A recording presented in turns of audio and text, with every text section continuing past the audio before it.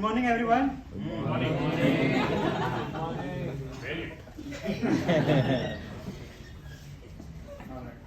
So my speaker Tanai is attempting level 3 project 2 of engaging humor. The purpose of this project is for member to practice using vocal variety to enhance the speech. For everyone's interest, the member has spent some time developing or improving his vocal varieties. The topic of the speech may be humorous, informational, or any style the member chooses. With that, I wish my speaker all the best. Toastmaster Tanay, losing my pride, Toastmaster Tanay. How many of you here have had a dream job at some point in your life? What was that? Anyone? Awesome. Puneet? Cricketer. Yeah, we all had dream jobs. Now, when I was young, I had one very clear dream job for me. I wanted to be like my hero, Elon Musk. Now, I had known Elon Musk since I was 7 or 8 years old because I remember watching a Tesla Roadster video way back then. But I started admiring him and I started considering him a role model just a few years ago because I found out about SpaceX. Now, I'll explain why SpaceX is, I think, the best company in the world. SpaceX is the only company in the world that lands a rocket that is 16 stories tall in height from a height of 100 kilometers and lands exactly at the perfect place in the middle of the ocean. And it's been doing this every single week for the last 9 years. There is not a single company, group, government, or bunch of people that have ever even attempted to land a rocket. This is the kind of technological growth and competitive advantage that one man alone has done and changed the world. Now, when I used to read about all these stories, I was pretty convinced I want to be like this when I grow up. So I gave myself two choices. I will either create a company of this kind, or I'll join a company like this. So after I graduated from college, I sat down for all my different interviews, but I spent most of my engineering days sleeping, 10 hours a day and playing PlayStation, so my chances of getting a job were pretty slim. So I had to jump to option number 2. I had to join my family business. My simple commodity trading, very traditional family business. And I hated it. For those of you who don't know, my family business is basically where it's commodity trading. We buy polymers from refineries and we give it to manufacturers who use it to make products. It's exactly as boring as it sounds. And that's why I didn't want to join it. But since I had no choice, I joined it anyways. Now my schedule when I joined my office was pretty simple. For months, this was my schedule.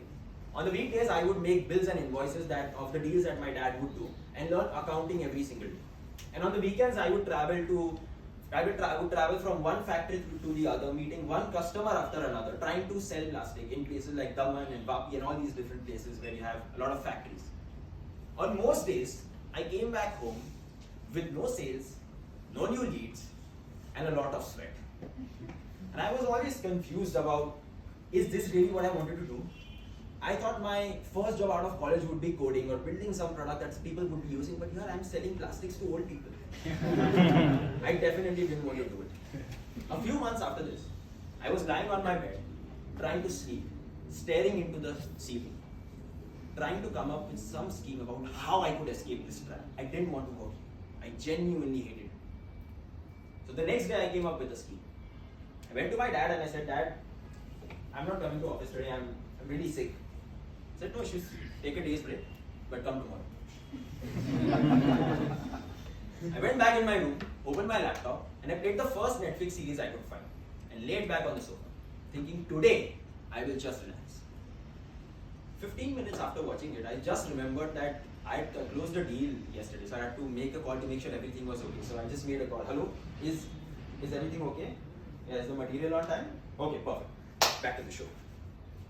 I played the button, but I remembered I had done another deal and a couple of people were coming to the office today, so I just called to make sure if everything was fine. Hello? Yeah, are they here? We have all the documents? Okay, good. I started to realize that I hated not doing something. More than the job, I hated not doing something, sitting at home and chilling. The job that I thought I hated, I actually enjoyed it a lot.